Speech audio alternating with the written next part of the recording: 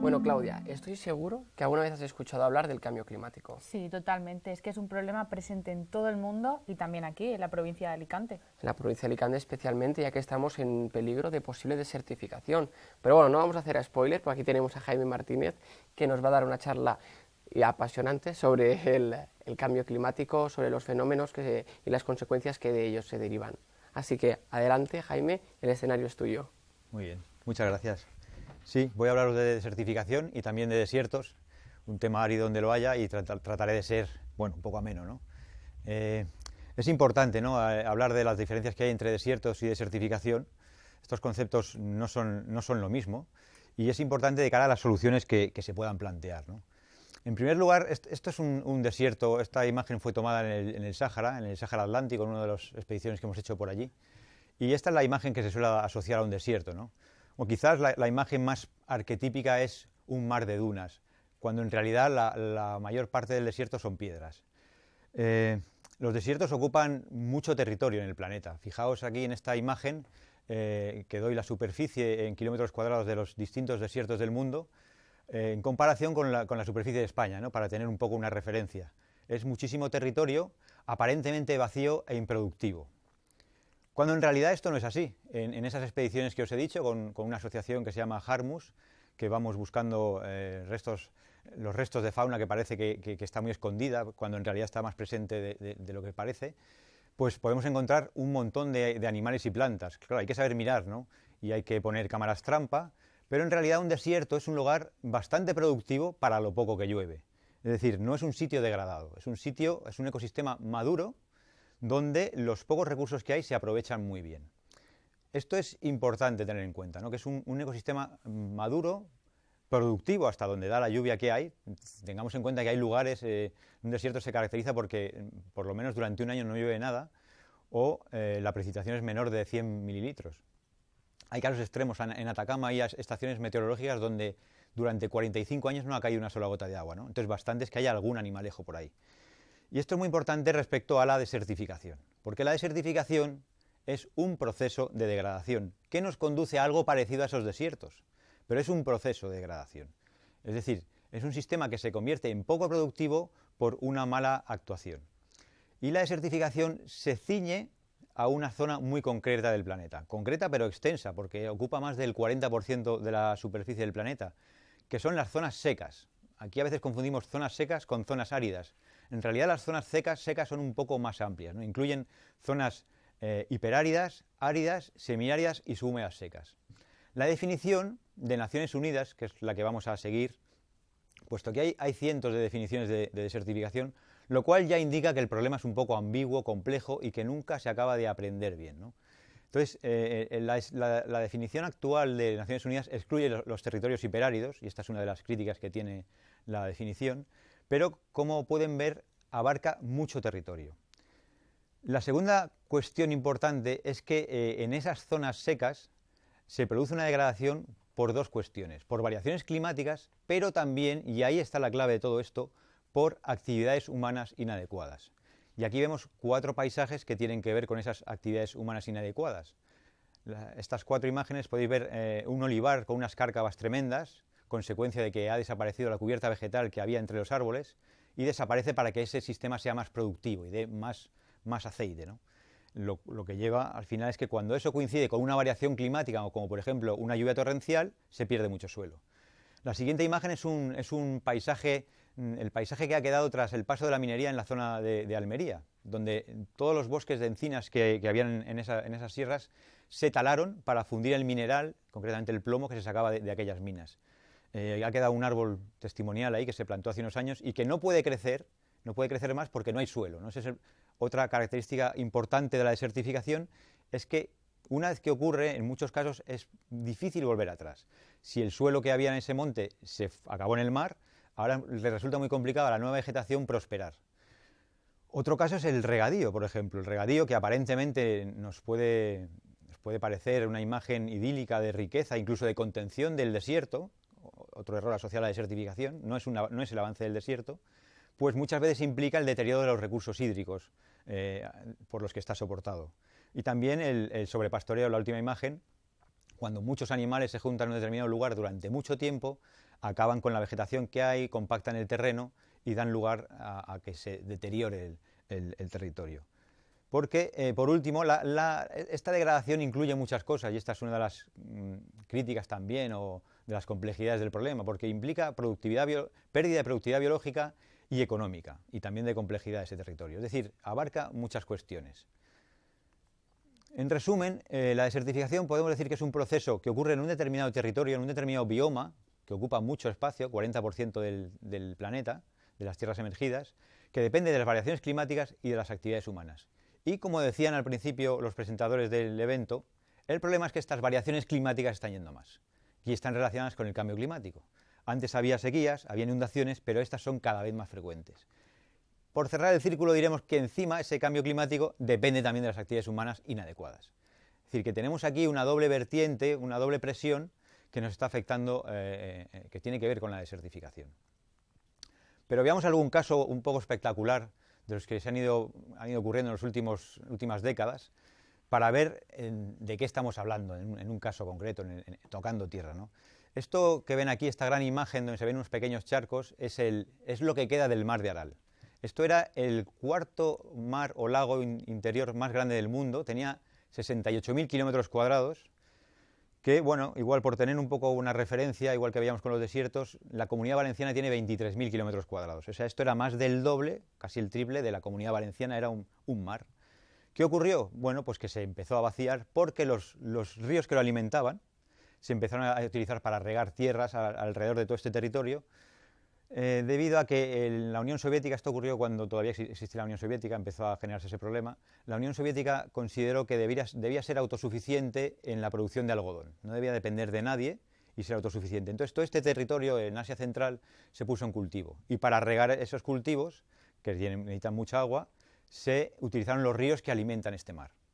En esa pequeña GIF que hay a la derecha, esa imagen dinámica, podemos ver cómo se ha ido vaciando el mar a lo largo de décadas hasta llegar a esta situación.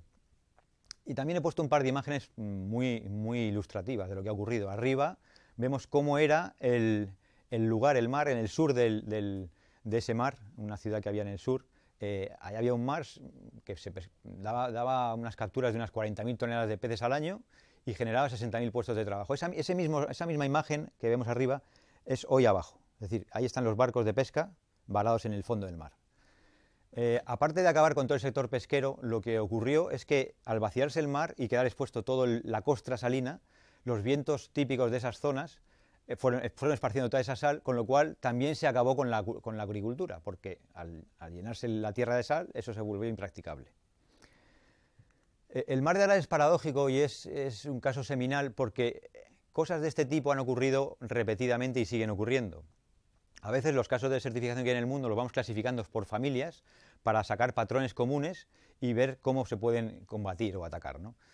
Aquí hubo una concurrencia de factores. Primero, un cultivo que era muy rentable por esa política de autosuficiencia de la Unión Soviética. Segundo, una tecnología que permitía sacar el agua de esos ríos y transportarla a distintos lugares. Y tercero, pese a las señales de escasez y de ver que el mar se iba vaciando, como podemos ver en el mapa que aparece arriba, las zonas de cultivo han seguido creciendo. Y en la columna de la derecha podemos ver cómo ha progresado en millones de hectáreas la superficie en regadío. Aún hoy, bueno, esa cifra es de 2010, pero ha continuado, hay más de 8 millones de hectáreas de regadío que impiden que siga llegando agua de esos ríos al mar de Aral. De hecho, durante muchos años esos ríos no han llevado nada de agua, estaban completamente secos. Como decía, esto es un caso seminal porque ocurre en distintos lugares del planeta. Uno de los más recientes es el lago Urmia en Irán, que es la línea negra discontinua. Vemos lo que ha ocurrido con el porcentaje, ese es el porcentaje de agua que queda respecto a la que había originalmente, está prácticamente en cero. Esto ocurre en países súper desarrollados como Estados Unidos. Ahí vemos el lago Owens, en California, absolutamente agotado. El gran lago Salado, que lleva la misma inercia. En fin, es un patrón que se repite, y mientras yo preparaba esta presentación, hace poco más de un mes, salió esta noticia. El segundo lago más grande de Bolivia se convierte en un desierto, por lo mismo. Es decir, no aprendemos las lecciones, pero es importante ir ir sacando las fuerzas motrices de estos procesos y darnos cuenta de que esa actividad humana inadecuada está detrás. Es decir, no se trata de una catástrofe que nos viene sobrevenida. También la desertificación ocurre en España, o puede ocurrir, porque tenemos mucho territorio árido. Normalmente asociamos la imagen de desertificación, yo esto lo he visto en muchos medios, o cuando periodistas o grupos de alumnos quieren que vayamos a ver la desertificación, quieren ver con sus ojos un caso de desertificación, se suele incurrir en el error de ir a ver el desierto de Tabernas, en Almería, cuando esto en realidad no tiene nada que ver con la desertificación, como hemos ido viendo. Esto es un paisaje geológico, fruto de levantamientos tectónicos, del sustrato de rocas evaporíticas del que está hecho, y como vemos, en realidad en las zonas donde permite la orografía hay una cubierta vegetal bastante sana. Como decía, más del 75% de España puede tener este tipo de problemas porque cumple el primer requisito que veíamos en la definición, es decir, que son zonas subhúmedas secas, semiáridas o áridas. Este, en cambio, sí es un paisaje de desertificación, catalogado como tal en el Programa de Acción Nacional para combatir la desertificación de España. Es decir, son paisajes, zonas agrarias, generalmente, que están extrayendo los recursos a un ritmo muy superior al que se pueden regenerar. Si esto se mantiene durante muchos años, lo que hacemos es agotar el recurso completamente. Esta imagen, este olivar, es un olivar superintensivo, con una densidad de plantación enorme, que está precisamente en la zona que hemos mostrado antes, en Tabernas, en el Valle de Tabernas. Y es un caso de desertificación porque los acuíferos que hay debajo, que utilizan el agua para regar todo este olivar, están desapareciendo. Lo cual tiene consecuencias aguas abajo y en otros ecosistemas asociados o incluso sistemas económicos asociados. Como decía, este es uno de los paisajes, uno de los 5 paisajes que se catalogaron, que se han conformado en el Programa de Acción Nacional contra la Desertificación, y esos 5 paisajes tienen que ver con la agricultura. La agricultura es una actividad aparentemente que pasa desapercibida si hablamos en cifras macroeconómicas de empleo o de generación de PIB, pero ocupa mucho territorio y utiliza muchos recursos. Por ejemplo, en España utiliza el 80% del agua. ¿Qué sucede? Aquí vemos que hay una línea muy tenue entre creación de riqueza y desertificación. Es decir, no podemos plantear como solución eliminar la agricultura, obviamente, pero sí intentar modular los drivers o las fuerzas motoras que hacen que nos sobrepasemos, ¿no? que gripemos la naturaleza hasta el punto de que la agotemos. Esos 5 paisajes tienen que ver principalmente con la agricultura de regadío, pero también con cultivos asociados a la erosión, porque están hechos en lugares con mucha pendiente, donde se elimina la cubierta vegetal. También, paradójicamente, con el abandono del territorio. El abandono del territorio lo que crea es un crecimiento desordenado de la vegetación que da lugar a paisajes muy propensos al fuego, y de ahí el aumento de incendios forestales en los últimos años. Y, por último, tiene que ver, aunque ya esto en menor medida, con el sobrepastoreo. Digo en menor medida porque lo que ha ocurrido últimamente en nuestro país, igual que en otros muchos, es que la ganadería se ha ido estabulando, ha ido desapareciendo del campo en general y la hemos ido metiendo en grandes naves donde básicamente se alimentan de pienso. Y ese pienso viene buena parte de otros países, es decir, ese pienso está hecho de cereales y de soja. La soja viene normalmente de Sudamérica, y buena parte de los cereales se producen aquí y el resto viene de fuera, ¿no? Entonces esto tiene como consecuencia un dato importante, ¿no? Sobre todo el alimentar a tanto ganado con piensos que vienen de fuera, con materias primas que vienen de fuera. Y es que, aunque nos parezca mentira, más o menos en nuestro país el 30% de lo que acabamos comiendo de manera directa o indirecta, es decir, incluyendo estos piensos, el 30% lo producimos aquí, pero el 70% viene de fuera. Es decir, solamente con lo que estamos produciendo tenemos ya unos cuantos paisajes de desertificación, pero estamos exportando degradación a otros sitios. Esto contraviene un poco lo que recomienda la Unión Europea, es decir, que las cosas que se hagan aquí de determinada manera, con prácticas sostenibles, también deberían hacerse fuera, pero de momento no se cumple.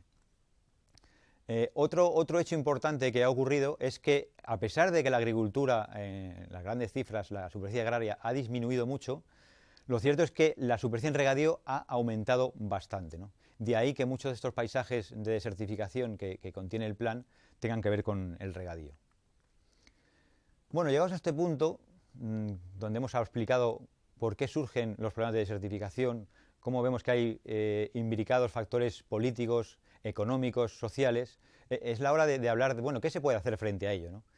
Esta curva lo que muestra es el coste exponencial de los costes de enfrentarse a la desertificación según aumenta la degradación.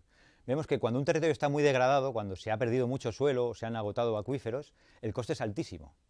Mientras que si actuamos antes de que esos drivers, esas fuerzas motrices se pongan en marcha y acaben por deteriorar los recursos, nos saldrá mucho más barato. Es decir, en desertificación prima, como en general en muchos problemas ambientales, la anticipación o la prevención. Medidas como por ejemplo sistemas de alerta temprana o sistemas de vigilancia son mucho más eficaces que si tenemos que empezar a implementar medidas de control de la agricultura o tener que empezar a comprar inputs para sustituir el suelo que se ha perdido, ¿no? Si nosotros perdemos suelo, perdemos nutrientes, necesitamos que comprar nitrógeno o distintos abonos para reponer esos stocks de nutrientes. Y ya por último, bueno, cuando tenemos que requerir soluciones del tipo de reforestación masiva de territorios o crear desaladoras, trasvases, el coste se dispara, ¿no? Entonces, más vale conservar los recursos que tiene un territorio, cuidar el acuífero que da de beber a esos regadíos, que acabar con él y tener que estar construyendo desaladoras y otras infraestructuras que lo único que hacen además es perpetuar ese modelo de sobreexplotación. Entonces, algunas de las lecciones más importantes que podemos extraer de esta charla están contenidas en este pequeño chiste, que está más dedicado al cambio climático, pero nos sirve para hablar de desertificación, ¿no? Y es que tendemos normalmente a echar la culpa a factores externos. Si ocurre desertificación, normalmente acabamos diciendo que la culpa es de una sequía o de una dana que de repente ha hecho no sé qué estropicio, cuando en realidad lo que ha ocurrido es que hemos convertido los territorios, los hemos hecho mucho más vulnerables, los tenemos muy tocados, los tenemos cogidos con pinzas y claro, cuando viene una sequía, que además son más fuertes y más frecuentes, pues se notan los efectos. Entonces, no es una amenaza externa, no es un enemigo exterior que viene a por nosotros, no es un desierto que va avanzando y que las dunas nos van a sepultar las ciudades, sino que son fenómenos con una dinámica interna causadas en parte por generar esta riqueza, que como decías es complicado, no es que no queramos generar riqueza, pero tenemos que hacerlo de una manera que nos permita seguir generando esa riqueza durante años. Entonces, el problema es que los sistemas se suelen dimensionar considerando que siempre vamos a estar muy bien, considerando que siempre va a haber mucha agua y que si se acaba nos la van a traer o que si se acaba el suelo pues lo vamos a reponer. Cuando en realidad esas soluciones son muy costosas y en algún momento que no nos vaya tan bien, quizá veamos que no era tan barato traer todos esos inputs. Entonces la clave es anticiparse y yo creo que en cierto modo bajar nuestras expectativas de no tener que producir tanto, porque además, por dar un último dato, de todo lo que producimos, no sé si saben que 1/3 va a la basura directamente, 1/3 de las distintas fases. Incluso hay veces que tiramos las cosas a la basura antes de que entren en un mercado, o, por ejemplo por criterios estéticos, porque los tomates no son lo suficientemente bonitos y entonces se tiran, o porque se produce tanto en algunas ocasiones que los precios bajan y por lo tanto hay que tirar producto para volver a regular los precios, ¿no? Entonces caer en estas contradicciones en un momento tan apurado, donde hay un cambio climático en marcha, donde tenemos los recursos muy por debajo del estado en el que deberían estar, pues requiere una planificación adecuada, ¿no? Y eso sí es combatir la desertificación, planificar bien el uso de los recursos. Y con esto me despido, muchas gracias por su atención y espero no haber sido muy aburrido. Gracias. Bueno, pues muchísimas gracias, Jaime, de verdad. Yo creo que esto sirve para dar a conocer la importancia de estudios como geografía, que se imparte aquí en la universidad, ver la importancia que tienen de cara a la planificación y el control de fenómenos como es el cambio climático, que tanto nos está acuciando hoy en día. Tanto Claudia como yo teníamos una duda, y es, de cara a los estudiantes que nos están viendo, los estudiantes que nos ven, ¿cómo podemos actuar? El ciudadano de a pie, ¿cómo puede actuar? Bueno, esta es una pregunta que se suele plantear mucho, ¿no? Que nos suelen decir, bueno, sí, pero ¿yo qué puedo hacer, no? En general, lo que se puede hacer es intentar consumir menos recursos, intentar ser más austero hasta cierto punto. Y, por ejemplo, en el tema de la alimentación es clave, ¿no? Lo que nosotros elegimos comer determina lo que se cultiva. Entonces, en parte el consumidor puede actuar y en parte debe exigir un etiquetado, por ejemplo, que hable de cómo se produce eso, ¿no? Si nosotros como consumidores siempre vamos a lo más barato, normalmente detrás va a tener un modelo productivo que es injusto tanto ambientalmente como socialmente, ¿no? Normalmente puede tener un empleo muy precario y se hace cualquier cosa. Entonces, yo creo que como consumidores debemos de premiar a la gente que hace bien las cosas, que los hay cada vez más, pero claro, para esto es clave que el consumidor tenga una información de ese producto, ¿no? Entonces, el consumidor lo que puede hacer, el consumidor, los estudiantes, los que estamos aquí, es un poco tratar de informarnos de qué cosas se hacen mejor o qué cosas se hacen peor y ir premiando mediante lo que comparamos ese tipo de productos, no solo en alimentación, también en vestido, en distintas cosas. Pues muchas gracias. Así ya somos conscientes de que existe el cambio climático y un poco con las medidas que nos estaba comentando Jaime, pues podemos intentar solucionar este problema de certificación. Sí, vamos a ver si entre todos ponemos nuestro granito de arena. Muchísimas gracias. Gracias.